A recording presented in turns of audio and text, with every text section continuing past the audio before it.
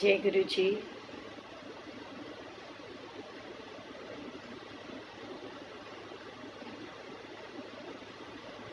जय गुरु जी आंटी।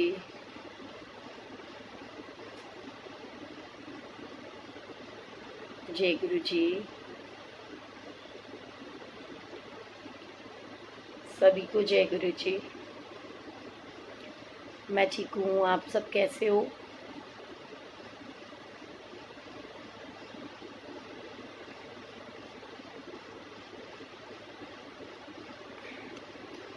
सारी संगत को जय गुरु जी को प्रणाम, और गुरु जी की प्यारी प्यारी संगत को प्रणाम। मैं ठीक हूँ। सबसे पहले तो आप सबने जो मेरे पापा के लिए अरदास करी, उन सभी को दिल से शुक्रिया। एंड वो कहते हैं कि कुछ टाइम ऐसा होता है जिसके अंदर सही मायने में हमें अपनों की बहुत ज़रूरत होती है, और उस समय में रियल मायने में पता चलता है कि कौन हमारे साथ में है, कौन हमारे से अलग है, कौन अपने आप को हमारे साथ अपना यू नो अपने परिवार की तरह समझता है। सो आई थिंक मेरे को लगता है अभी भी कुछ लोगों को शायद मालूम नहीं, जो मेरे से पूछ रहे हैं कि पापा कैसे हैं। तो अब तो पापा बिल्कुल ठीक है, क्योंकि अब गुरु जी के पास है। और मतलब मैं कल मेरे पास में एक फ़ोन आया, मैसेंजर से बार बार कॉल आ रही थी और मैं कट कर रही थी। तो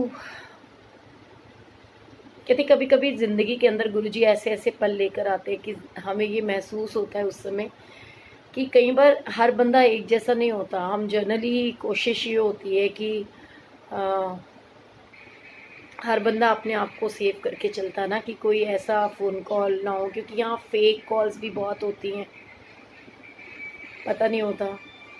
एक आंटी मुझे बार बार कॉल कर रहे थे मैसेंजर पे, एंड मतलब मैं कट कर रही थी, पर पता नहीं क्या हुआ, अचानक से मुझे लगा कि एक बार मैं वो फ़ोन उठा ही लेती हूँ। एंड मैंने वो फ़ोन उठाया तो मतलब कहते ना, जैसे मैं आपके साथ में आपका अपना जो सत्संग आज शेयर करूँगी, ये पापा का लास्ट डे जब वो हमारे साथ थे। एंड क्योंकि 3-4 दिन से वो बहुत ज़्यादा लो फील कर रहे थे, लाइक उनका बीपी बहुत लो था। और सबसे पहले तो मैं आज मतलब सही मायने में गुरुजी को ये शुक्राना करूँगी कि गुरुजी ने मतलब मैंने वो भी भाई बहन देखे हैं, वो लोग भी देखे हैं जो तरसते हैं, लाइक, और पेरेंट्स को देखा है कि वो तरसते हैं कि उनके बच्चे उनकी केयर करें। एंड बेटियां तो देखो सभी की होती हैं जिनको अपने पापा से बहुत प्यार होता है, लेकिन बेटे बहुत रेयर होते हैं जो अपने माँ बाप को, अपने पेरेंट्स की बहुत बहुत बहुत केयर करते हैं। और उनमें से एक कहते हैं ना, बेशकीमती नायाब हीरा गुरुजी ने हमारे को दिया, मेरे भाई के रूप में, जिसने कोई कहते ना कोई कसर नहीं छोड़ी पापा के लिए, उनकी देखभाल करने के लिए, उनको फैसिलिटीज़ दिलवाने के लिए, कि हर हाल में उनकी केयर बहुत अच्छे से अच्छी हो सके। तो वो भी शायद पापा की बहुत बड़ी किस्मत थी कि उनको गुरुजी ने इतना प्यारा बेटा दिया। और हमारी शायद एक, वो कहते हैं ना कि बहुत प्यारी सी एक चीज़ मतलब हमेशा सुनने में आती है कि जो बच्चे होते हैं बेसिकली वो अगर फलते फूलते हैं, कुछ बनते हैं, अगर वो संस्कारित होते हैं, तो अपने माँ बाप के कर्मों के, अपने पेरेंट्स के प्यार और उनकी वजह से होते हैं। और इस उसके माध्यम से गुरुजी ने एक चीज़ और ये दिखाई कि जो हमारे जिनके जितने मतलब श्वास हैं, और जो किसी से लेन देन है, जो किसी से कर्ज होता है, वो जब तक हमारा कंप्लीट नहीं होता ना, हमारे श्वास अटके ही रहते हैं। मीन्स तब तक हम वो जो श्वास गुरुजी ने दिए हैं, जो सांसें, वो तो हमने लेनी है।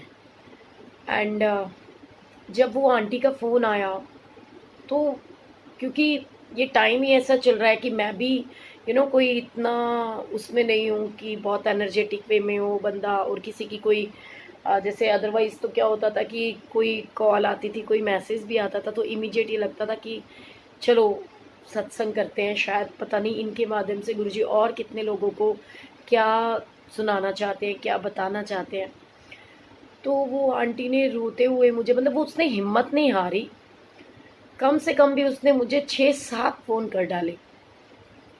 आखिर हार के मेरे को लगा मेरे को उठा लेना चाहिए, कि मैं एक बार उठाऊं तो अगर किसी जेंट्स की आवाज़ होएगी तो मैं बंद कर दूंगी, लेकिन ये लेडी है, और हो सकता है कि पता नहीं वो क्यों इतना फ़ोन कर रही है और बार बार कर रही है। तो वो रोते हुए उन्होंने मुझे फ़ोन करके बोला कि मैंने आपके पापा का देखा, सुना, पढ़ा, और मुझे बहुत दुख हुआ।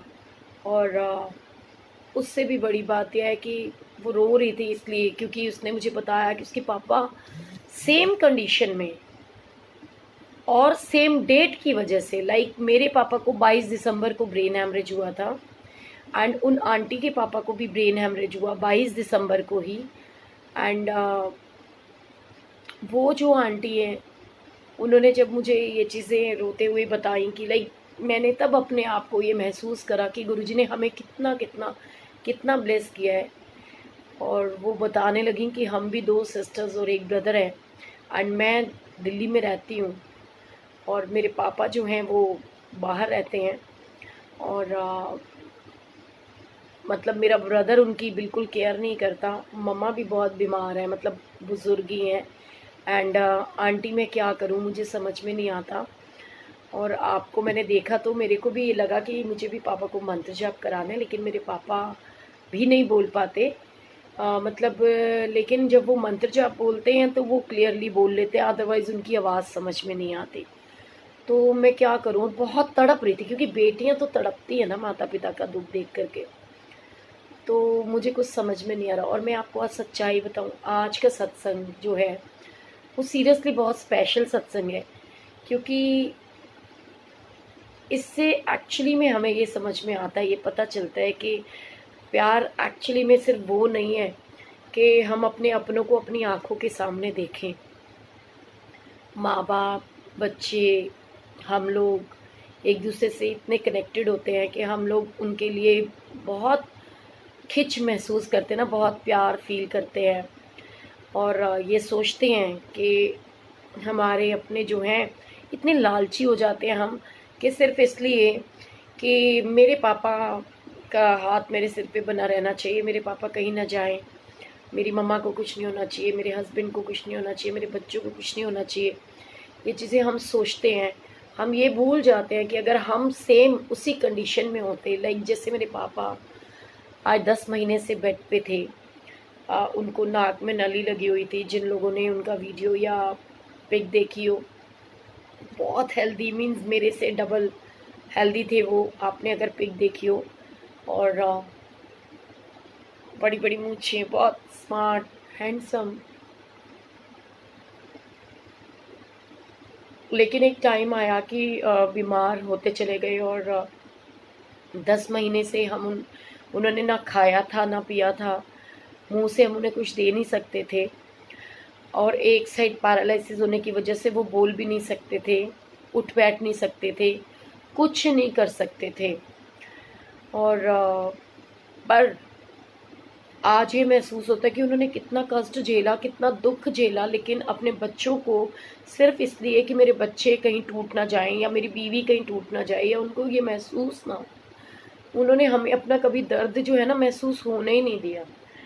और चौथी बार भी मैं आपको बताऊं, पर गुरुजी बहुत बड़ी शक्ति है, बहुत बड़ी पावर है। और अगर हम समझें तो आज मैं रियल मायने में ये समझ सकती हूँ कि क्योंकि मेरे पापा अ, शिव जी को बहुत मानते थे, बहुत मानते थे, इसलिए शायद गुरुजी महाराज ने, जो कि हमारे महाशिव हैं, उन्होंने उनको अपने साथ जोड़ने के लिए, उनको ब्लेस करने के लिए, उनकी जो कहते हैं ना कि कर्म कटवाने के लिए उन्होंने मेरे माध्यम से, मेरे थ्रू, मतलब मुझे अपने साथ जोड़ा, अपने साथ कनेक्ट किया, और मेरे माध्यम से वो कहीं ना कहीं पापा के साथ जुड़े रहे।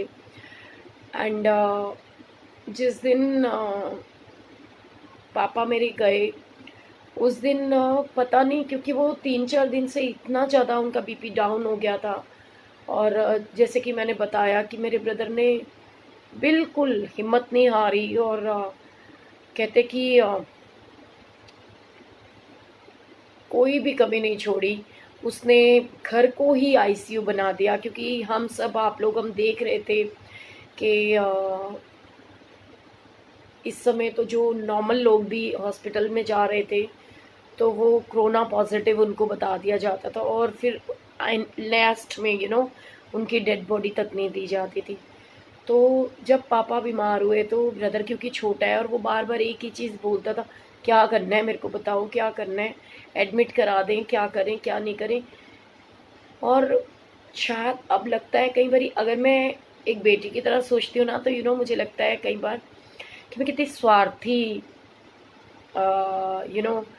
हो रही थी। और मम्मी की नज़रों में बार बार ये होता था। मैंने मम्मी को एक ही बात बोली, मैंने कहा देखो, अभी वो हमारी आंखों के सामने है, जिस कंडीशन में है कि शुशु पॉटी बेड पे है, दिन में कम से कम 2-3 पैकेट तो हमारे डाइपर के ख़त्म हो जाते थे, कि इतने लूज मोशन उनको लगे हुए थे, इतने वीक, ना वो कुछ खाते थे ना पीते थे। उनको हर, मतलब एक, जैसे कहते हैं ना कि 3 घंटे में या 4 घंटे में जो डाइट देनी होती थी, दिन में 5-6 बार, तो वो हम घर पर तो उनको दे रहे थे, लेकिन वहाँ तो उनकी कोई केयर नहीं करता ना। तो बस मन में एक ही चीज़ आई कि नहीं, एडमिट नहीं कराना है। क्यों? क्योंकि लोगों को देख रहे हैं, अच्छे भले लोगों को हम देख रहे हैं, और उस सिचुएशन में हम उनको घर पर ही रखेंगे, कि एटलीस्ट अगर उनको जाना ही है तो वो अपने परिवार के सामने, हमारी आंखों के सामने, अपने परिवार को देखते हुए, भरा पूरा जो उनका परिवार है, अपने बच्चों को उन्होंने इतना बड़ा किया, इतनी केयर करी। तो उस सिचुएशन के अंदर हमने ये डिसीज़न लिया कि हम उनको हॉस्पिटल नहीं लेके जाएंगे, लेकिन मेरे ब्रदर ने गुरुजी की कृपा से, आशीर्वाद से, घर को ही आईसीयू बना दिया। हॉस्पिटल का स्टाफ, आईसीयू का स्टाफ हमने घर पे उनके लिए रखा। और हालांकि उसने हमें बोल दिया था कि देखो, मुझे हालत इतनी ठीक नहीं लग रही है, चांसेस ना के बराबर है, बट ठीक है, आप एफर्ट्स करना चाहते हो आप करो। हर machine, suction machine, oxygen cylinder, हर चीज़ वहाँ लाई गई। उनको बीपी बढ़ाने के इंजेक्शन्स दिए गए, सब कुछ हुआ। और ऑक्सीजन बढ़ाने के लिए मशीन मंगाई गई, फिर सिलेंडर भी लगाया, लेकिन ना, बीपी अपना होने की वजह से ऑक्सीजन लो हो जाता है, और क्योंकि बीपी अप नहीं हो रहा था, उसकी वजह से ऑक्सीजन भी अप नहीं हो रहा था। कई बार कि अगर मैं बीमार ना होती शायद थोड़ा दिन पहले, और मन में ये वहम नहीं आया होता कि भी पापा हैं, बुजुर्ग हैं, उनको कोई मेरी वजह से इन्फेक्शन ना हो जाए, तो जो भैया ने 10-15 दिन मुझे उनसे नहीं मिलने दिया, इसलिए कि भी तेरे को फीवर है या तेरे को खांसी है, कहीं उनको कोई इन्फेक्शन ना हो जाए या कुछ है, उन बिटवीन के जो हमारे अपने होते हैं वो हमारे बिना नहीं रह पाते। तो वो जो 10-15 दिन पापा मुझसे नहीं मिले, और क्योंकि वो ऐसा टाइम था, मतलब वो मुझे इतना मतलब पहचानते थे कि जैसे अगर मैं फ़ोन पे भी बात कर रही होती थी और मम्मा के पास मान लो पिछले कमरे में आकर के मैं जा रही हूँ, आगे नहीं जा रही हूँ, आवाज़ सुन लेते थे, तो वो बड़ी तेज़-तेज़ अपनी मंजी को ऐसे बेड को बजाने लगते थे, जो हॉस्पिटल बेड था उनके पास, बड़ी तेज़-तेज़ मारने लग जाते थे, कि वो बताते थे कि मुझे पता चल गया कि ये आई हुई है। और जब मम्मी कहती थी ना कि नहीं आई है वो, तो वो अपने सिर को मारना शुरू कर देते थे ऐसे-ऐसे करके, कि नहीं भई उसको बुला। और अगर कई बारी ऐसा होता था कि जैसे मैं गई हूँ और भई बड़ी तेज़ वो एकदम हाइपर हो गए, जैसे उन्होंने बेड को या अपने आप को मारना शुरू कर दिया, तो मम्मी ने कहना अच्छा चल, और मैंने भी वहाँ पे रोने लगना कि भी क्या बात है, तुम जाने नहीं दे रहे हो। मैं रोती थी, मैंने कहा मेरे को कोई कोरोना थोड़ी है जो मेरे को मेरे पापा से मिलने नहीं दे रहे तुम। तो उस केस में मैं जब मास्क लगा करके जाती थी तो मुझे कहते थे कि मास्क उतार, मतलब मैंने जब मास्क वगैरह लगाया कि भी उनको कोई इन्फेक्शन हो तो भी कहते उतार इसको। तो माँ बाप अपने बच्चों की आहट पहचानते हैं। एंड उस दिन पता नहीं क्या हुआ, कहते कि जो टाइम लिखा होता है, कई बार हम अपने आप को दोषी ठहराते हैं। एंड लेकिन हो वो कहते ना, होनी तो होकर रहे अनहोनी ना होए, और जाको राखे साइयाँ मार सके ना कोई। और ये एक बहुत ब्यूटीफुल सत्संग है उस दिन का, कि मैं बैठी हुई थी और अचानक से पता नहीं मेरे मन में क्या आया, क्योंकि जब पापा को सक्शन करते थे अंदर पाइप डाल करके, तो वो तड़पते थे बहुत ज़्यादा। वो ऐसा लगता था ना कि भी ब्रीदिंग नहीं आ रही, या हो सकता है भी चेस्ट में पानी जैसे भर गया था, यूरिन प्रॉपर पास नहीं हो रहा था, उसकी वजह से पेट में अफारा हो गया था, चेस्ट में भी पानी भर गया था। तो ये लग रहा था, और जैसे वो बलगम भी उनको हो गई, ऐसा फील होता था हमें। तो वो सेक्शन जब करते थे कि चलो उनको रिलीफ हो जाए, तो उस केस में भी ना, मतलब वो मेरे से बर्दाश्त नहीं होता था। कहते कि माँ बाप का खोना बहुत बड़ा दुख है, लेकिन माँ बाप को होते हुए बहुत कष्ट में देखना भी बच्चों के लिए बहुत बड़ा दुख होता है। तो मेरे मुँह से अचानक उस दिन निकला, मैंने कहा गुरुजी, आप हमेशा कहते हो कि मैं ਤੁਹਾਡੇ 90% ਜਦੋਂ ਕੋਈ ਇੱਕ ਵੀ ਬੰਦਾ ਕਰਦਾ ਮੇਰੇ ਕੋਲ ਆਂਦਾ ਤੇ ਮੈਂ ਪੂਰੀ ਫੈਮਿਲੀ ਨੂੰ ਬਲੈਸ ਕਰ ਦਿੰਨਾ। ਜਿਹੜਾ ਵੀ ਬੰਦਾ ਆਂਦਾ ਮੈਂ ਉਹਨਾਂ ਦੇ ਮਤਲਬ ਪੂਰੀ ਫੈਮਲੀਜ਼ ਨੂੰ ਬਲੈਸ ਕਰ ਦਿੰਨਾ। ਸੋ ਮੈਂ ਸਾਰਿਆਂ ਨੂੰ ਬਲੈਸ ਕਰਨਾ, ਇੱਕ ਬੰਦਾ ਆਂਦਾ ਲੇਕਿਨ ਮੈਂ ਪੂਰੀ ਫੈਮਿਲੀ ਨੂੰ ਬਲੈਸ ਕਰਦਾ, ਔਰ 90% ਜਿਹੜੇ ਤੁਹਾਡੇ ਕਰਮ ਹੁੰਦੇ ਆ ਉਹ ਮੈਂ ਕਟਾਉਂਦਾ, ਔਰ ਤੁਹਾਨੂੰ ਸਿਰਫ 10% ਦੇਣਾ, ਜਿਹੜੇ ਤੁਹਾਨੂੰ 10% ਕੱਟਣੇ ਹੁੰਦੇ ਆ ਤੁਹਾਡੇ ਕੋਲੋਂ ਉਹ ਵੀ ਨਹੀਂ ਕੱਟੇ ਜਾਂਦੇ। सो उस दिन अचानक मेरे मुंह से निकला, मैंने कहा गुरुजी, मेरे पापा ने तो हमेशा महाशिव को माना है और शंकर भगवान की पूजा करी है, एंड मैंने हमेशा ये बात मानी है कई बार जब से पापा बीमार हुए, कि शायद आपने पापा को ब्लेस करने की वजह से मुझे खुद से जोड़ा। तो क्या 10 महीने से वो जो इतना कष्ट भोग रहे हैं, कि 10 महीनों से उन्होंने कुछ खाया नहीं, उन्होंने पिया नहीं, वो बात नहीं कर पाते, वो बोल नहीं सकते, वो चल फिर नहीं सकते, वो उठ नहीं सकते, ऐसे कौन से बुरे कर्म उन्होंने कर दिए? ऐसे कौन से कर्म हैं जो 10 महीनों के अंदर भी 10% कटे नहीं हैं? क्यों आप उनको इतना दुख दे रहे हो? प्लीज़ उनको ठीक कर दो ना। और मतलब मुँह से ये चीज़ भी नहीं निकली, सही बताऊँ तो, ठीक कर दो। यही निकला कि गुरुजी या तो उनको ठीक कर दो, या तो फिर उनको कष्ट से मुक्त करो। वो कैसे करना है आपको पता है। बस कहते गुरुजी ने हर पल हमेशा मुझे वो एहसास दिया है, वो मुझे फ़ील दिया है, मुझे वो बताया है कि मैं पल पल तेरे साथ हूँ, तुझे सुनता हूँ, तुझे समझता हूँ, तुझे महसूस करता हूँ। वो जो मैं हमेशा बोलती हूँ कि पल पल ने गुरुजी नाल मैं क्यों घबरावां। जय गुरुजी सोनिया, कैसे हो आप? तो उस दिन अभी जस्ट रखा ही था, और मैंने गुरुजी से बात, मतलब जैसे मैं अपने आप में कर रही थी, और उसके बाद में मुझे ओल्गा आंटी लाइव दिखाई दी ऑनलाइन। तो जब भी वो ऑनलाइन होती है तो वो बहुत स्वीट है। अगर मेरी तरफ से कभी मैसेज जाता है या कुछ, तो वो बड़े प्यार से लिखती है मुझे, कैसी है मोटो, तू ठीक है? तो मैंने उनको कहा कि हाँ मैं ठीक हूँ, आप ना सत्संग करो। तो वो कहने लगी कि सोनिया, मेरा ना ऑलरेडी सत्संग है, तेरे पेज से तो मैं कितनी बार आ चुकी हूँ, बट ना मेरा सत्संग है आई थिंक, पता नहीं, एक बाहर की संगत के साथ में, और एक यूएस, सॉरी, गुरुजी नाल मौजा पे संडे को सत्संग कहती है। और सैटरडे को आंटी का फ़ोन आया, तो मेरे को कहने लगी कि पर ना मैं तेरे को सत्संग सुनाती हूँ, तू मुझसे सुन लेना सत्संग। तो क्योंकि अभी तुझे पता ना, मैं इतना नहीं बोल पाती, मैं इतना सत्संग नहीं कर पाती, तो तू मुझसे सुन लेना सत्संग। तो मैंने कहा हाँ ठीक है, आप एक काम करो, आप सिर्फ मुझे सत्संग सुना दो।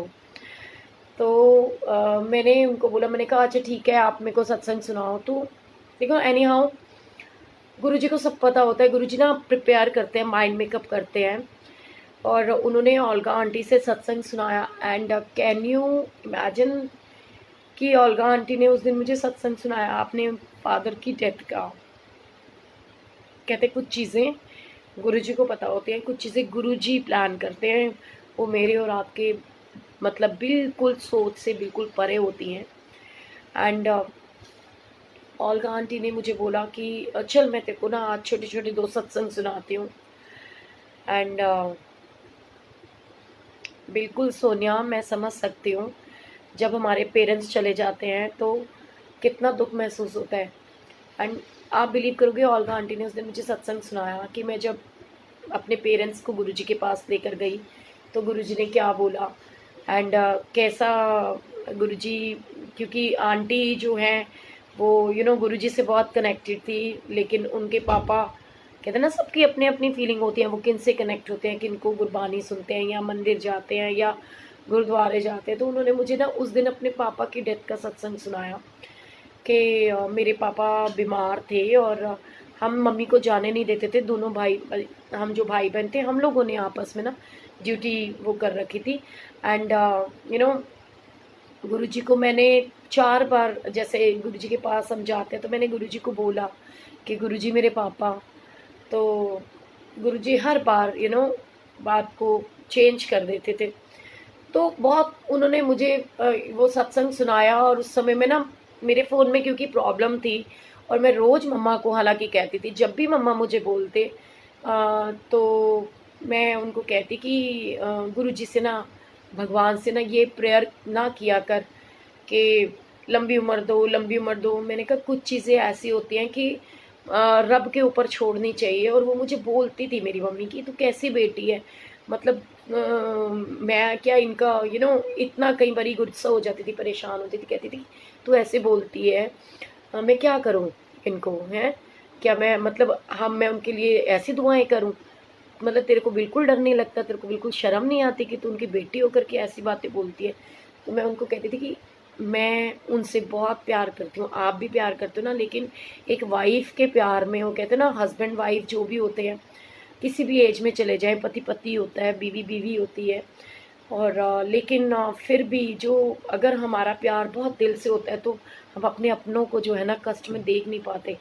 तो मैं कहती थी, मैंने कहा ठीक है, फ़र्क है तेरे और मेरे प्यार में कि तू शायद उनकी बॉडी से ज़्यादा प्यार करती है, उनके सामने दिखते रहे। वो बार बार एक ही बात बोलती थी कि जो भी है मेरी आंखों के सामने तो है, जैसे भी है मेरे को कोई दिक्कत नहीं है सेवा करने में, मेरे बेटे को कोई दिक्कत नहीं है, तो तू ऐसी बातें क्यों बोलती है। जब कभी मेरे मुंह से अचानक निकलता था ना, जब पापा बहुत ऐसे लगते थे कि बहुत दुख में है, जब उनका, स्पेशली तब जब उनका वो सक्शन होता था तो मुझे लगता था कि वो बहुत तड़पते हैं, जब मुंह के अंदर से नलियां डालना और ये सब। तो मैं उनको कहती थी कि भगवान से ना प्रेयर किया कर कि गुरुजी, माता रानी, अगर आप इनको ठीक नहीं कर सकते, आपको लगता है कि नहीं ठीक हो सकते, तो प्लीज़ इनको इतना कष्ट मत दो, इनको मुक्ति दे दो।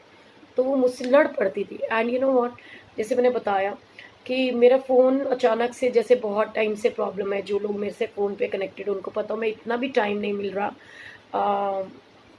कि मैं फ़ोन को क्या कहते हैं, ठीक करा लूँ। और क्या हो रहा था कि बस स्पीकर पे रख कर के बात करनी पड़ती थी। तो आंटी के साथ में बैठी हुई मैं ना सत्संग सुन रही थी, मतलब ओल्गा आंटी मुझे सत्संग सुना रही थी, और बाय चांस मम्मा भी उस रूम में आई तो फ़ोन स्पीकर पे था। तो वो इतनी सी लाइन सुनी कि वो मुझे कह रही थी, अपनी माँ को बोल कि गुरुजी से अरदास करे, ठीक है, अपनी माँ को बोल उनके लिए पाठ करे, ये मृत तृष्णा मत रखे, उनको बोल कि उनके लिए पाठ करे, उनके लिए अरदास करे। और बाय चांस मम्मा सुन रही थी। तो मतलब ऐसे वो मत करो, और वो बस जिस समय आंटी ने पापा के, अपने फादर की डेथ का सत्संग सुनाया, कहीं ना कहीं मेरे को ना ये चीज़ महसूस हो गई कि गुरुजी ना मुझे प्रिपेयर कर रहे हैं। उस दिन दिन ही ऐसा था कि बीपी बढ़ने का नाम ही नहीं ले रहा था, और ऑक्सीजन लगने के बाद में, सिलेंडर लगने के बाद में भी ऑक्सीजन नहीं बढ़ रही थी, कुछ समझ में नहीं आ रहा था। एंड जैसे मम्मा ने, अंदर से मन तो हमारा बूझ ही जाता है ना, सबको पता चलना शुरू हो जाता है, ऐसी बात नहीं होती है, क्योंकि पापा को, और उस दिन कहते विनाश काले विपरीत बुद्धि, पता नहीं क्या हुआ मेरे से कि मैंने पहली बार अपने पापा को खुद, क्योंकि शायद मैं उनकी हिम्मत थी, शायद मैं उनकी स्ट्रेंथ थी, शायद वो मुझसे सबसे ज़्यादा प्यार करते थे कि मेरे लिए थे वो।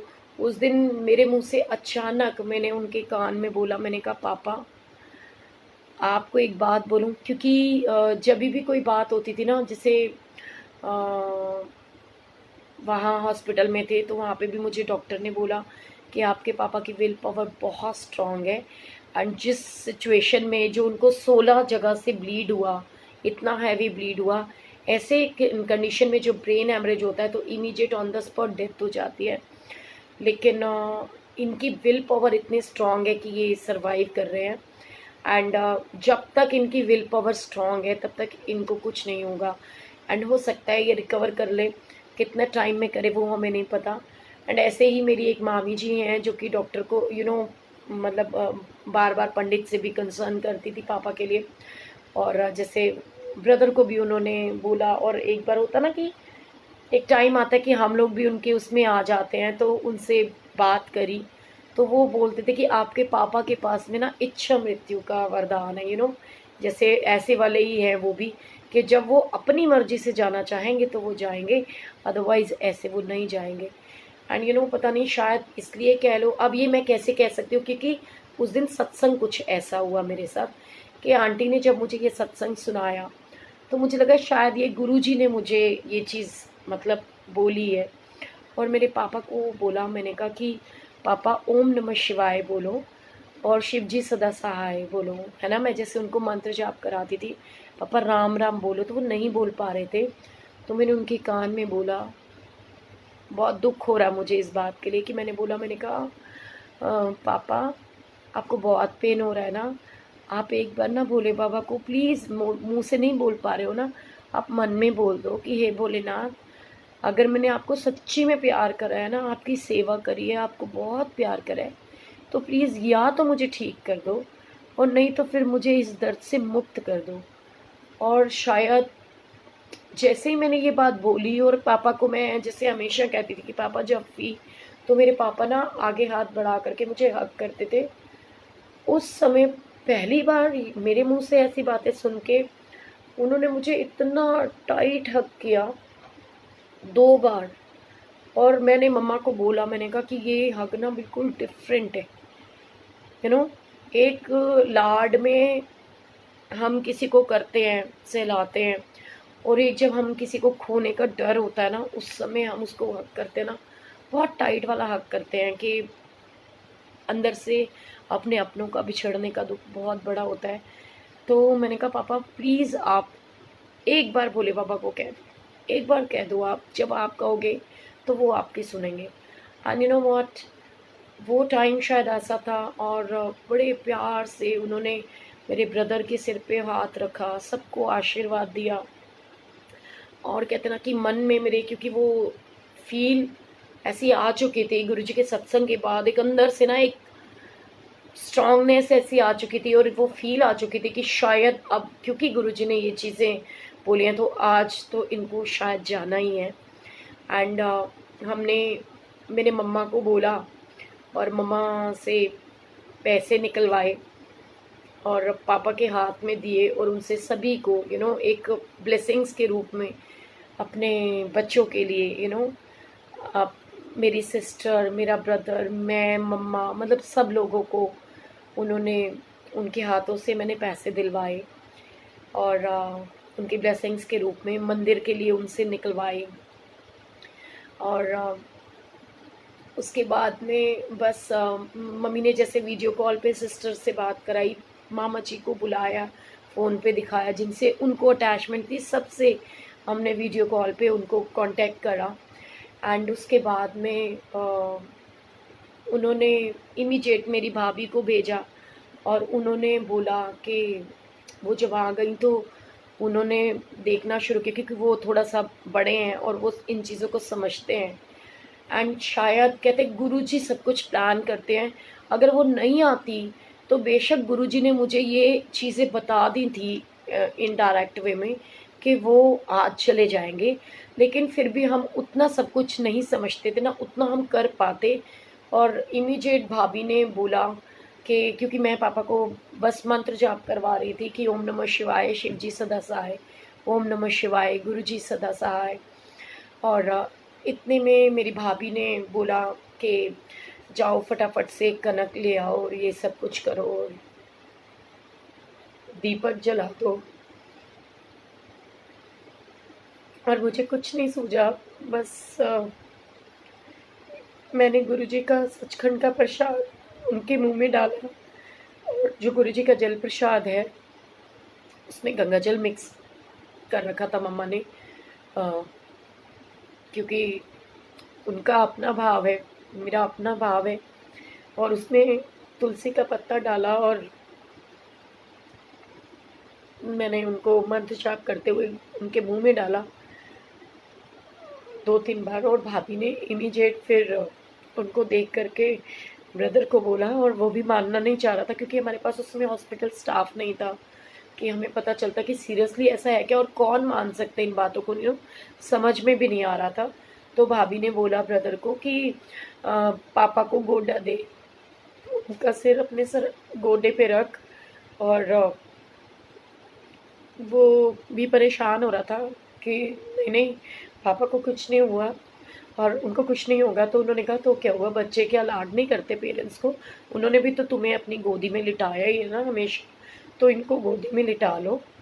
और उसके बाद में भाभी ने वो सब दान वगैरह करवाया और हमें बोला कि बच्चों को बोला, सबको मिलवाया हमने और बच्चों को उन्होंने बोला कि प्लीज़ रास्ता खाली कर दो। बहुत डिफ़िकल्ट टाइम होता है सीरियसली, बट गुरुजी फूलों की तरह लेकर के गए हैं। मैंने वो जो उनके मुंह में जल प्रसाद डाला और ओम नमः शिवाय शिव जी सदा सहाय का जाप किया, एंड मुख से मेरे पापा ने उनकी टंग ऐसे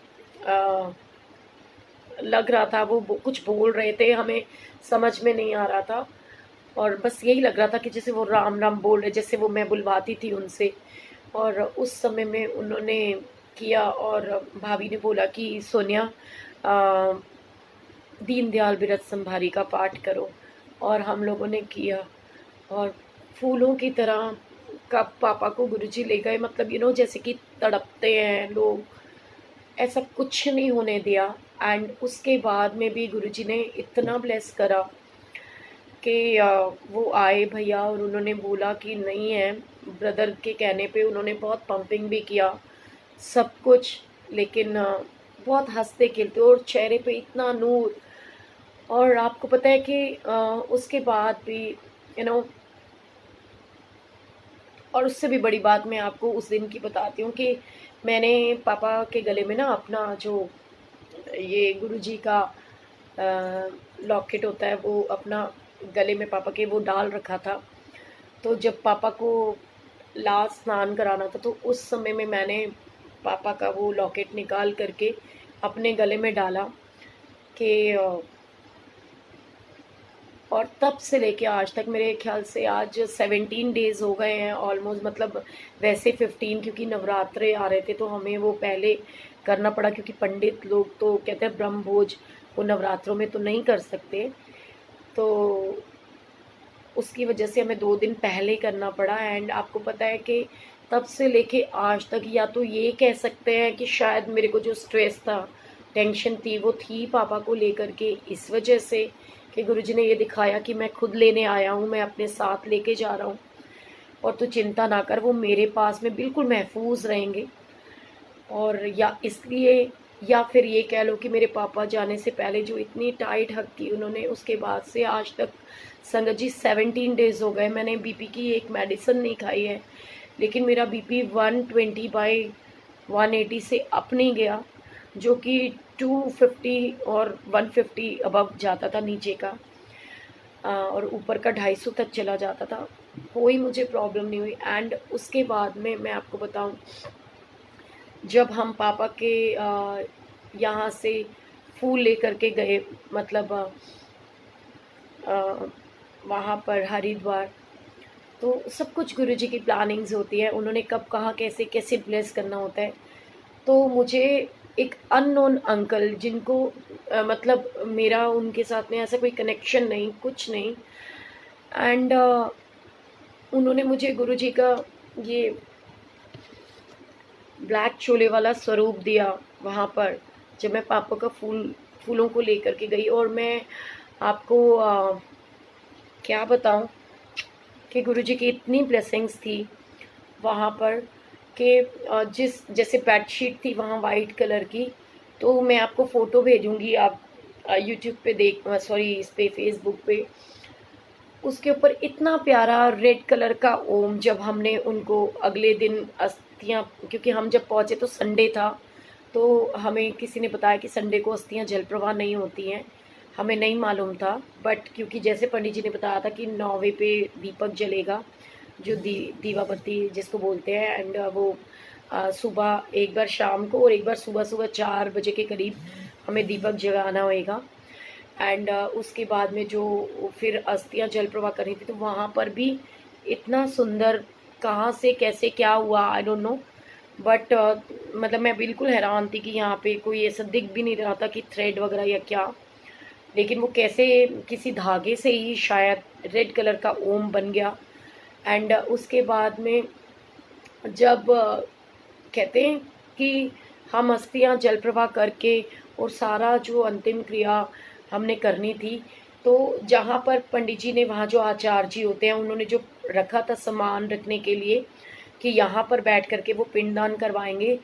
एंड आपको पता है कि वहाँ 10 मिनट वेट कराने के बाद भी उन्होंने हमें बोला कि आप यहाँ से आके ना वहाँ आ जाओ। उन्होंने, जो मेरे पापा बजरंगबली को बहुत मानते थे, वहाँ पर जो लोग कभी हरिद्वार गए हों, मतलब जो ऐसी फैमिली से बिलोंग करते जहाँ पिंडदान वगैरह होता है, तो उन्होंने देखा होगा कि जहाँ पर दीपक जल प्रवाह करने के लिए जाते हैं, वहाँ पर बिल्कुल गेट को एंटर करते ही बजरंग बली की मूर्ति है जिस पे सिंदूर का चोला चढ़ता है। उनके सामने उन्होंने हमें आटा दिया रख के कि गूंदने के लिए, और उन्हीं के सामने नीचे सारा पिंडदान हुआ कि गुरुजी, जैसे कहते हैं शिव जी का ही 11वां रुद्र अवतार थे बजरंग बली जी।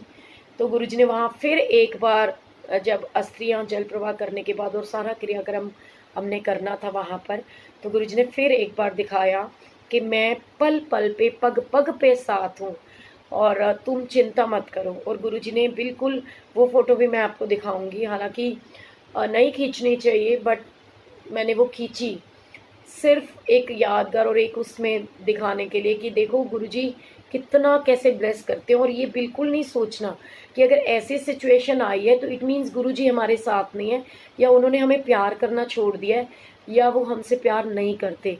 पर गुरुजी ने अगर उनको अपने पास लिया, क्योंकि उन्होंने उनको दर्द मुक्त किया। एंड आप बिलीव करोगे, वहाँ पर हनुमान जी की मूर्ति के सामने सारा पिंडदान वगैरह सब कुछ हुआ। और उसके बाद गुरुजी ने फिर मुझे वो फील दी कि मैं तेरे साथ हूँ। जैसे ही हम सब कुछ करके गंगा जी के पास दोबारा से स्नान करने के लिए गए, सारा क्रियाक्रम जो भी वहाँ की होती हैं एक्टिविटीज़ वो करने के बाद, तो जो अनुश्री है, अनु आशीष के नाम से वो मंदिर की सेवादार है हमारी बिटिया, वो मुझे आई और हर की पौड़ी पे उसने मुझे इतना टाइट वाला हग दिया कि जय गुरु जी आंटी आप कैसे। तो मैंने, क्योंकि उस बच्ची को मैंने नहीं बताया, उसने मुझे इतने प्यार से हग किया। और गुरुजी ने देखो मुझे उसके रूप में आकर के बहुत टाइट हग दिया। हमने गंगा स्नान किया एंड हर पल कहते हैं ना गुरुजी आपको ब्लेस कर रहे होते हैं, आपको नहीं पता होता कैसे कैसे गुरुजी वो फील देते हैं, वो बताते हैं। एंड उस सब कुछ करने के बाद में कहते हैं ना कि हम तो इंसान है ना। और क्योंकि जिस समय में मैं वहाँ पहुँची थी, तो उस समय में सीरियसली क्योंकि वो पुरुषोत्तम मास चल रहा है, और कहते हैं इसके अंदर किया हुआ, जैसे कार्तिक के अंदर अगर हम कोई पुण्य कर्म करते हैं या कुछ अच्छा करते हैं, तो या कोई दान करते हैं, तो उसका 1 रुपये का जब आप दान करते हो तो वो 100 गुना फल मिलता है। ऐसे ही जो कार्तिक का करने के बाद 100 गुना फल मिलता है, सॉरी।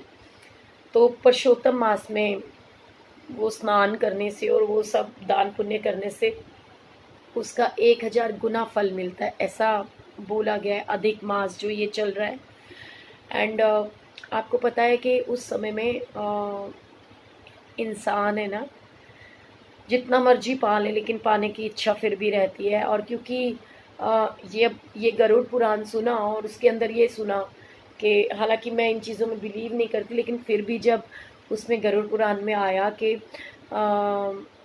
जिस इंसान का बेटा नहीं होता उनकी गति नहीं होती, और ऐसे तो पता नहीं मतलब, और जिनके पास संतान नहीं होती, तो इस तरीके से हुआ। तो उस समय मुझे अपने सारे वही बच्चों की जैसे अनु आशीष ने मुझे उस दिन बोला कि आंटी गुरुजी से अरदास करो कि मेरा बेबी हो।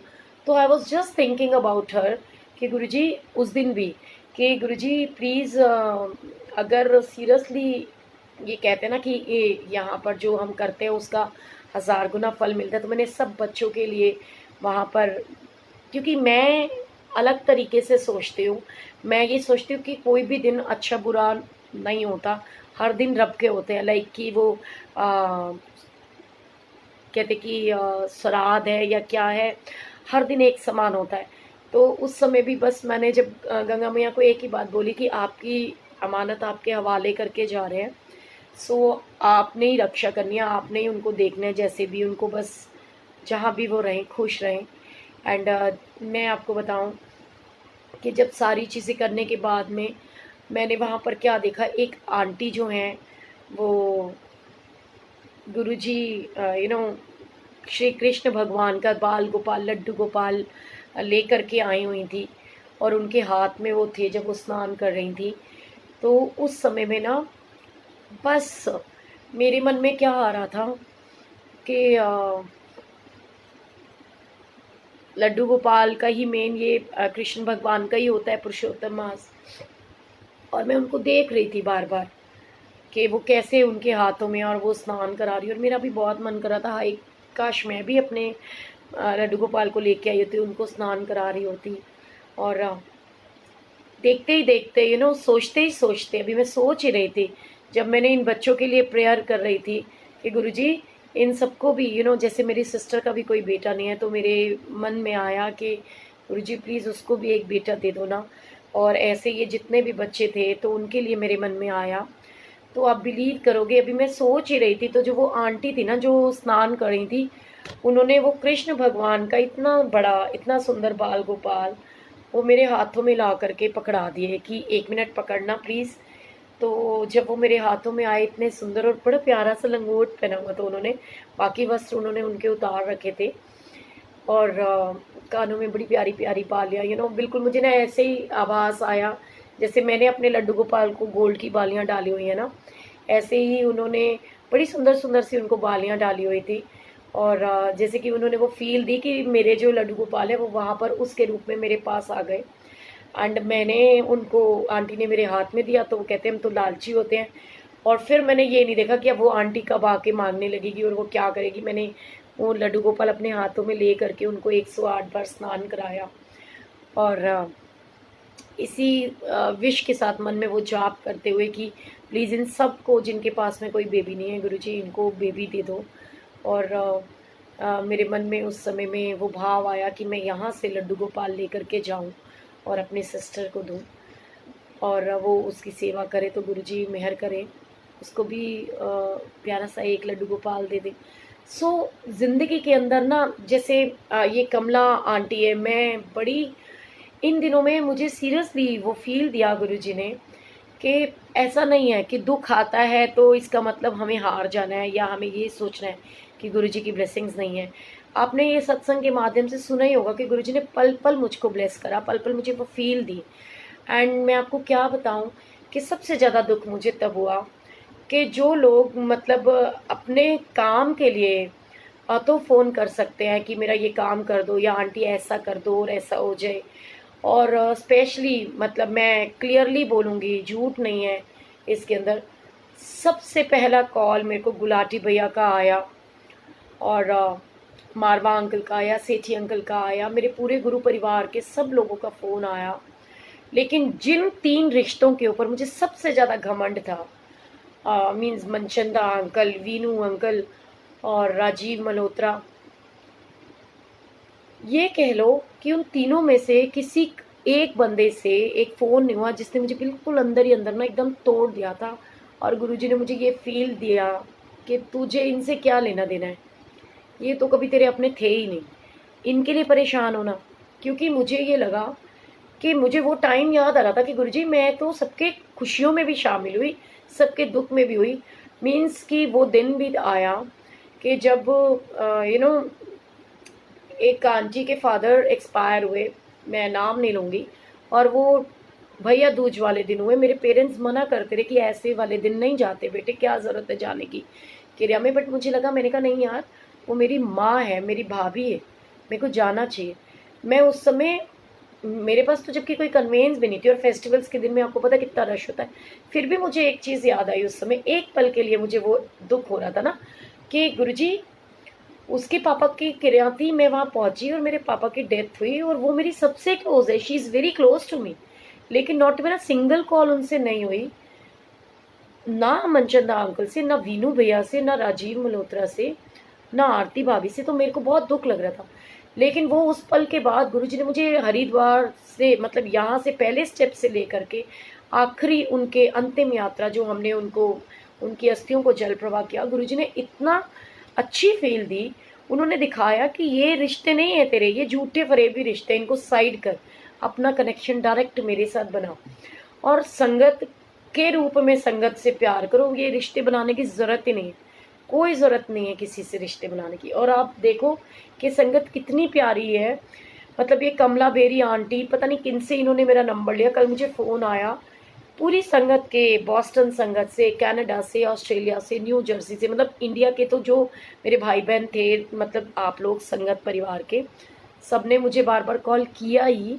उसके अलावा यू नो इटली से, बाहर की इतनी संगत के इतने फ़ोन कॉल्स, और वो भी एक तो होता ना व्हाट्सअप कॉल, लेकिन नहीं, उन्होंने मुझे नॉर्मल कॉल्स करी इतने सारे लोगों ने, और मुझे समझ में ही नहीं आ रहा था, क्योंकि व्हाट्सअप कॉल पे तो हमें पता चले कि किसका फ़ोन है, लेकिन अननोन नंबर से मुझे इतनी कॉल्स आई, बाहर के नंबरों से। तो वो गुरुजी ने ये दिखाया कि सिर्फ संगत परिवार, जो गुरु परिवार है, वो ही आपका परिवार है। जो अपना कहने वाले जो लोग हमारे इर्द गिर्द घूमते हैं, वो सिर्फ हमारे मतलब के रिश्ते होते हैं। कोई किसी से किसी को कोई प्यार नहीं होता, कोई दिल से कनेक्शन नहीं होता। सब एक दूसरे के साथ में किसी ना किसी माध्यम से, किसी ना किसी मतलब से जुड़े होते हैं। कोई नहीं, गुरुजी सबको देख रहे हैं, गुरुजी बहुत ब्लेस करें। लेकिन फिर भी एक पल के लिए तो दुख आता है ना। और मुझे सिर्फ इसी की वजह से परेशानी हुई कि गुरुजी, इन 3 रिश्ते जो मेरे प्राउड, मतलब मेरा गुरु परिवार में जुड़ने के बाद मैंने शायद सबसे ज़्यादा इन तीनों से ही प्यार करा। और ऐसे भी लोग थे जिन्होंने मुझे ऐसे ऐसे फ़ोन कॉल्स करे कि मुबारक हो, आप तो बड़े खुश होंगे। उनको पता है मेरे फादर एक्सपायर हो रखे हैं, एंड दे सेड कि आप तो बड़े खुश होंगे, आपका भाई तो ये हो गया, उसको तो वो हो गया। मतलब अगर किसी के साथ में कुछ ऐसा हो रहा है तो क्या करना है, मतलब आप उस समय में भी मेरे को दुख जताने के बजाय लोगों के लिए, क्योंकि मेरे लिए सारी संगत इक्वल है, मेरे लिए कोई फर्क नहीं है। मेरे लिए गुरुजी का हर एक बच्चा इक्वल है, चाहे वो कोई संगत है, कोई अंकल है, कोई आंटी है, चाहे वो गुरुजी का भतीजा है, उनका बेटा है, उनका भाई है, मुझे किसी से कोई मतलब नहीं। मेरे लिए सब गुरुजी के बच्चे हैं। तो मैं तो निस्वार्थ एक दूसरे से, आप सबसे कनेक्टेड हूँ। एंड इतने मैसेजेस मुझे आ रहे थे, तो मुझे, नहीं आंटी, आई कैन अंडरस्टैंड, आप इस चीज़ को वो चीज़ में मत लीजिए। मतलब फ़ोन कॉल करने से फ़र्क नहीं पड़ता। आप लोगों के जो मैसेजेस आ रहे थे, मुझे बहुत पता चलता है कि ये आप लोग मुझसे कितना दिल से कनेक्टेड हो। और एक्चुअली में मुझे उस दिन महसूस हुआ कि स्पेशली ये जो 10 बजे वाली संगत है, ये मेरा प्यारा सा परिवार है, जो मेरा वेट करती है, जिनके डेली मैसेज आ रहे थे कि आप लाइव क्यों नहीं आ रहे, आप सत्संग क्यों नहीं कर रहे, आप ठीक तो हो ना। इतने मैसेजेस मुझे आ रहे थे। एंड जैसे कि मैंने आपको बताया कि कल रात को ही मुझे कमला बेरी आंटी है इटली से, उन्होंने फ़ोन करा। वो हेमा आहूजा आंटी ने मुझे फ़ोन करा। एंड कई संगत से गुरुजी ने मुझे ये चीज़ें दिखाई कि मेरे मैं भी किसी की शायद खुशी की वजह हूँ, मुझे भी कोई मिस करता है, मुझे भी बहुत लोग प्यार करते हैं। I know Kiran aunty, thank you so much. तो इनफैक्ट बहुत सारे अनमोल रिश्ते जो मेरा प्राउड थे ना, वो लोग भी। और सच्चाई एक बात बताऊं, गुरुजी ने मुझे ये चीज़ भी दिखाई कि जो मेरी सिस्टर्स बनी हुई हैं, मोनिका, अ, निशी दीदी, नीरू दीदी, आशा दीदी, तो निशी के साथ में मेरा थोड़ा सा कुछ टाइम से एक खट्टे मीठे अनुभव चल रहे थे, लेकिन आई वॉज वेरी सरप्राइज कि मतलब आप बिलीव करोगे, मैं अनएक्सपेक्टेड थी। जैसे कहते हैं ना कि बच्चियों के लिए, बेटियों के लिए एनवलप्स बनाते हैं और सब बेटियों को देते हैं। तो मैं आपको दिल की बात बताऊं, मेरे को निशी अनएक्सपेक्टेड थी, क्योंकि मुझे लगा वो मुझसे नाराज़ है।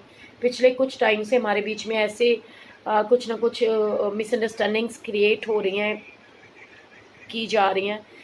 तो वो मेरे साथ में नहीं, वो तो नहीं आएगी, क्योंकि मैंने मैसेज भी नहीं दिया था। मैं ऐसे झूठ बोलूं, किसी को भी नहीं दिया था, सिर्फ मैंने नीरू दीदी वगैरह को दिया कि हाँ भाई पापा नहीं है, चले गए। तो आप बिलीव करोगे, वहाँ पर मैंने सिर्फ मोनिका, नीरू दीदी, आशा दीदी को मतलब उस तरीके से सोचा था कि मुझे पता था कि ये आएंगी आएंगी। राजू भैया का मुझे बिल्कुल 100% था कि वो आना ही आना है। एंड देखो गुरुजी की, वो देखो कि अंकल की, गौवा अंकल की वाइफ भी हॉस्पिटलाइज है, और मतलब वो भी इतने दिन से बीमार है बहुत ज़्यादा। तो मुझे नहीं पता था, लेकिन वहाँ पर मेरे मुंह से गुरुजी से बार बार उनके लिए भी अरदास ही हो रही थी कि, क्योंकि वो भी सेम पापा की कंडीशन में है, और वो तो पूरे 3.5 साल से बेड पे है, शिशु पॉटी सब ऊपर है। तो कहते हैं कि गुरुजी ये दिखाते हैं, और जब निशी आई तो मुझे गुरुजी ने ये दिखाया कि जो सच्चे और दिल से जुड़े हुए कनेक्टेड रिश्ते होंगे ना आपके, वो आपसे कितना भी लड़ लेंगे, कितना भी झगड़ लेंगे, आपको मार भी लेंगे, गुस्सा भी कर लेंगे, लेकिन आपके दुख में सबसे पहले आके आपके साथ खड़े होंगे। सो मतलब बिलायती अंकल, शोभा आंटी अंकल, और सीमा आनेजा आंटी अंकल, सब लोग, मतलब जो लोग मेरे से कनेक्टेड है, मुझसे जुड़े हुए हैं, मुझे प्यार करते हैं, मतलब जिनको नहीं भी, मतलब अगर मैंने मैसेज दिया था, वहाँ गुरु परिवार के इतने लोग थे।